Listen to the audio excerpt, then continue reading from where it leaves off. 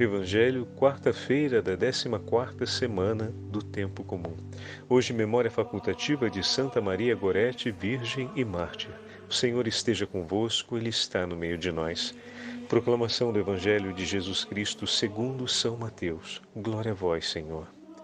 Naquele tempo, Jesus chamou os 12 discípulos e deu-lhes poder para expulsarem os espíritos maus e para curarem todo tipo de doença e enfermidade. Estes são os nomes dos 12 apóstolos. Primeiro Simão, chamado Pedro, e André, seu irmão. Tiago, filho de Zebedeu, e seu irmão João. Filipe e Bartolomeu. Tomé e Mateus, o cobrador de impostos. Simão, o zelota, e Judas Iscariotes, que foi o traidor de Jesus.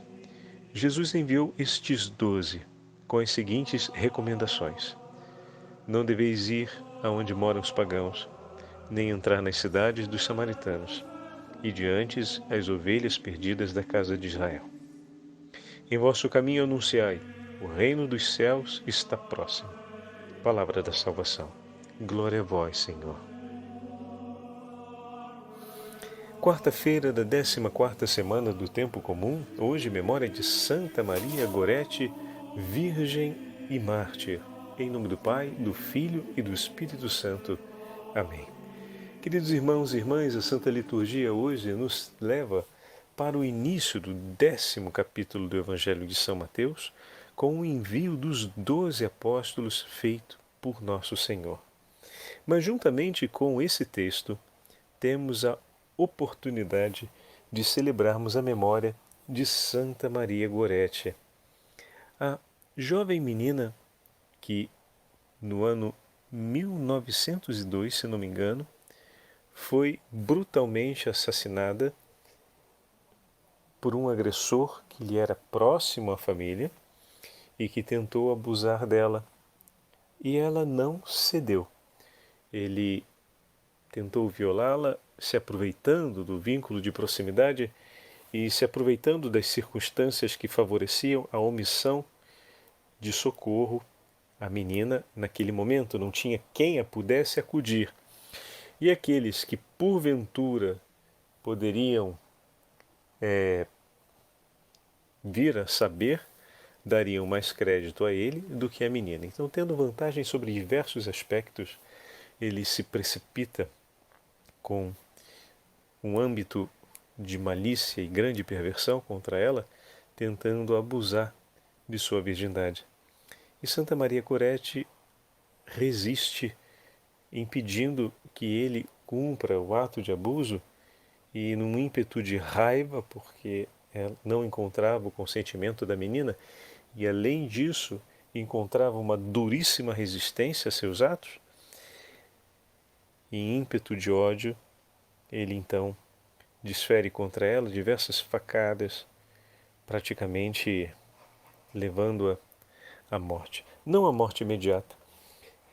Maria Gorete permanece sofrendo com as feridas e embebida em sangue. E a partir daquele momento era evidente que uma agressão tinha sido desferida contra ela, e em todo momento, como havia sobrevivido, ela declarava o seu desejo de perdão por aquele jovem.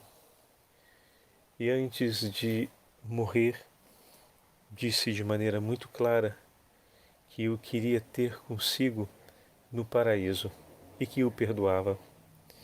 E que no paraíso iria rezar por ele para que ele pudesse um dia se converter por conta de todo aquele mal que trouxe consigo e que o levou a tal decisão.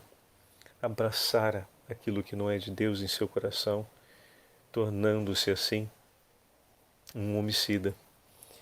Ao menos, se não em ato cumprido, né? Porque atentou o homicídio contra ela e não logrou êxito pela graça de Deus, mas aquele que se levantou como homicida terminou a sua vida convertido. E a vida desse jovem foi marcada por um movimento interior de conversão muito grande. Ele se chama Alexandre. e foi condenado a os trabalhos forçados até a idade de 27 anos e, por boa conduta, foi liberado de sua pena.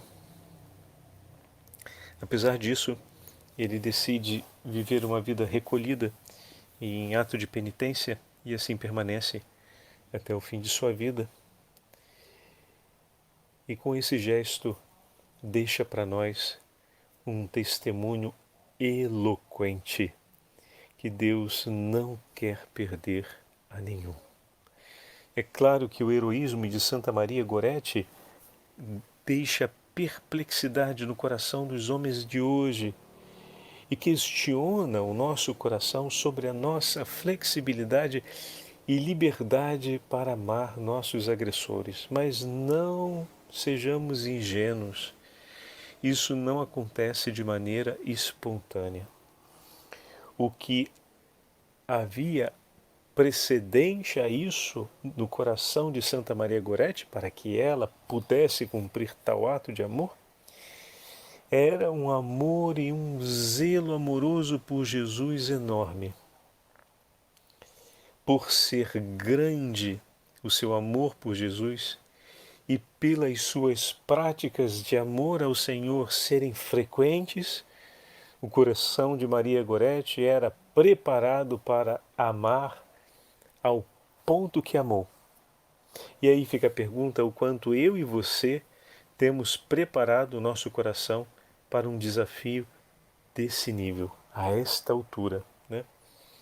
Um desafio forte, grandíssimo, esse de Santa Maria Gorete, de amar aquele que lhe fez tanto mal. Mas também nós, todos nós batizados, somos chamados a rezar por aqueles que nos perseguem, a abençoar aqueles que nos maldizem. Somos chamados a oferecer perdão àqueles que não os perdoam. E bom, como se não praticarmos cotidianamente, se não vivermos cotidianamente a alegria do nosso amor por Jesus? Não se improvisa. Para sermos capazes, na hora em que essa exigência acontecer na nossa vida, é preciso que o nosso amor por Ele se dilate. E que a nossa prática de oração, a nossa vida de oração, a nossa vida em comunhão com o próximo, a nossa vida de aliança na vivência das virtudes evangélicas seja consistente e forte. O Senhor enviou hoje os discípulos 2 a 2. Enviou os 12 com a ordem para que expulsassem os demônios, mas enviou-os 2 a 2, e podemos dizer isso com muita clareza, para que fossem um pelo outro uma presença de vida. Em que sentido, Padre Fábio? A presença do meu irmão ao meu lado me dá a chance de poder recomeçar a amar. Então, a sua presença na vida das pessoas com quem você convive é uma presença que inspira neles a segurança para um recomeço ou a segurança para a continuidade de uma experiência de amor? O quanto o meu relacionamento com Jesus me faz forte para que eu seja, na vida do meu irmão, uma esperança para o recomeço. Para que eu seja, na vida do meu irmão, um sinal de confiança, de credibilidade da parte de Deus que encoraja ele a ser um homem melhor, a ser um homem mais firme na fé, a ser um homem entregue à esperança que vem de Deus. O quanto, né? Essa pergunta poderemos nos colocar hoje, porque quando o Senhor entrega o mandato a cada um dos discípulos e eles partem, o mandato não é que começa por aqueles que irão receber. Se a gente pensa concretamente, aquele que o acompanha lado a lado ouvirá todas as pregações que forem feitas. E é com um ouvido de desinteresse ou com um ouvido de amor? que eu escuto. Falávamos outro dia a respeito da oração da Ave Maria e que a repetição, a bela repetição da oração da Ave Maria gera grande ternura e felicidade no coração da Virgem Santíssima, pois cada vez que ela escuta, se recorda do anúncio do anjo e se recorda de todo o amor, nós reavivamos o amor do coração da Beatíssima Virgem Maria cada vez que rezamos a Ave Maria. E bom, e eu que estou indo lado a lado com meu irmão evangelizar, nós evangelizamos 20 pessoas, pregamos o Evangelho para 20 pessoas, significa que por 20 vezes eu ouvi a pregação do Evangelho. E como foi isso, né? O quanto reacendeu a chama do amor de Deus em mim, não apenas ver o que aconteceu na vida da pessoa evangelizada, mas o meu coração como evangelizador que ouve o Evangelho sendo anunciado, o meu coração de evangelizador que está ao lado do meu irmão, que acolhe o anúncio do Evangelho. O quanto o meu coração consegue renovar a alegria desse amor ouvindo. É interessante que a gente não pensa muito sobre isso, a gente dá por descontado, né? Que nós já ouvimos o Evangelho, a pregação do Evangelho é para o outro e a gente se alegra porque o Evangelho está chegando até a outra pessoa. Mas quantas vezes a gente leu o mesmo texto de São Paulo e o mesmo texto do Evangelho e nos alegramos por esse anúncio que foi feito e encontramos uma palavra nova naquele texto que já sabíamos, até de cor, não é verdade? E quantas vezes no nosso cotidiano, a gente vivendo e às vezes vendo, por exemplo, estou vendo a minha esposa rezar com as crianças, o quanto isso entusiasma o meu coração, não só para a alegria da oração, mas para essa esperança de que a fé semeada na minha casa me sustenta e é sustentáculo para a minha família. A fé que celebramos no nosso cotidiano é realmente uma fé que restaura a nossa vida. E isso vai fazer muita diferença para mim pessoalmente quando, por exemplo, me vier aquele cansaço que junto com ele acompanha um pensamento: vou deixar para rezar amanhã, hoje já está tarde, eu estou cansado.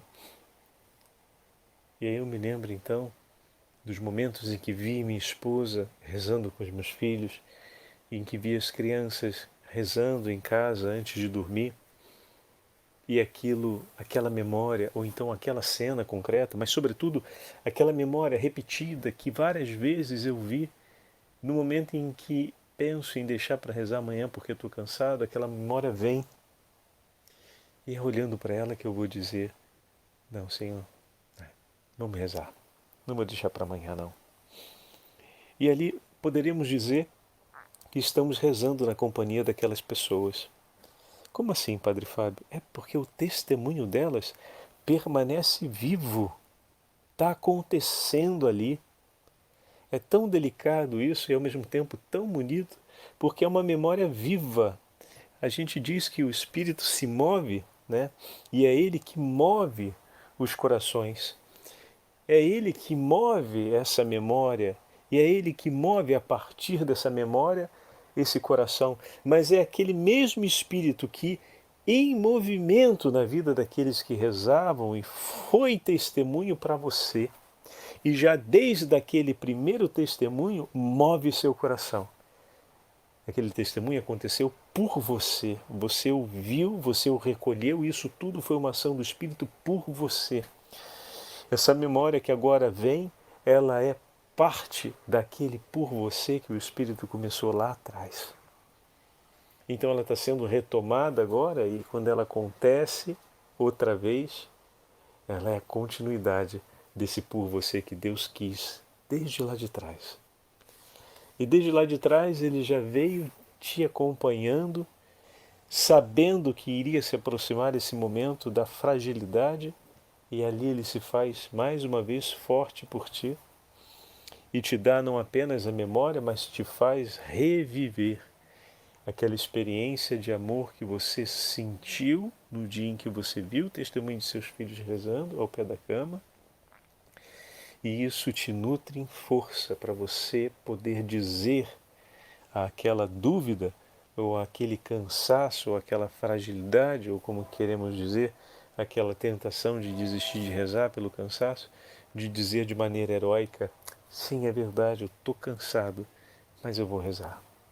Eu vou rezar não para cumprir uma obrigação, eu vou rezar para dar continuidade a esse amor que eu estou sentindo, a esse amor que eu recordei dentro de mim, mas que eu descobri vivo aqui. Eu vi primeiro o cansaço, mas olha que aqui atrás tem um amor que ainda lateja. Então o que eu vou escolher agora? Ficar olhando para esse cansaço ou dar uma maior atenção a esse amor que eu percebi que está latejando em mim? Dá atenção a ele, porque isso é do Espírito. E você vai rezar, e isso vai ser uma grande graça de Deus. Percebem como é que um coração se prepara para a batalha? Quantas vezes a pequena Maria Gorete não pensou nas palavras de Jesus? A gente fala, poxa, é tão pequenina. Mas naquela época, meus irmãos, se ensinava com intensidade a piedade popular. As crianças rezavam o terço em família e estavam sempre meditando, na oração do terço, a paixão de Nosso Senhor. E por quantas vezes essa pequena, nas vias sacras, na hora da oração do terço, nas devoções, nas novenas, por quantas vezes essa pequena, em tão tenra idade, já não tinha meditado com tanta atenção e de maneira tão tocante, vendo a oração dos mais velhos nos exercícios de devoção, como a Via Sacra, as novenas e a própria oração do Santo Rosário? Quantas vezes ela não pensou, não meditou, não se impressionou, não sofreu, não amou as palavras de Jesus crucificado que diz: Pai, perdoai-os, não sabem o que fazem. Pai, perdoai-os, não sabem o que fazem. E com tão tenra idade, essa palavra ecoa de uma maneira tão forte no coração dessa pequena, a gente acha que é mágica. Meu amigo, não é mágica. Se não ecoa, como vai ecoar uma palavra dessa no coração dos nossos catequizandos, dos nossos filhos? Se a gente fala da paixão, morte e ressurreição de Jesus, às vezes só quando a gente celebra a Semana Santa, e assim mesmo na Páscoa, porque na Semana Santa depois todo mundo viaja, né? Ou pelo menos a tensão que domina a experiência de muitas famílias é aquela de viajar, né? A gente perdeu o hábito de rezar o rosário, onde pelo menos 2 vezes na semana a gente meditava junto em família a paixão de Jesus.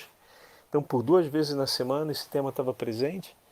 Enquanto as novenas, os nossos santos nos ajudam a olhar para o sofrimento do Senhor e a amar o gesto de amor de Jesus por nós. Esse é o ponto-chave da devoção.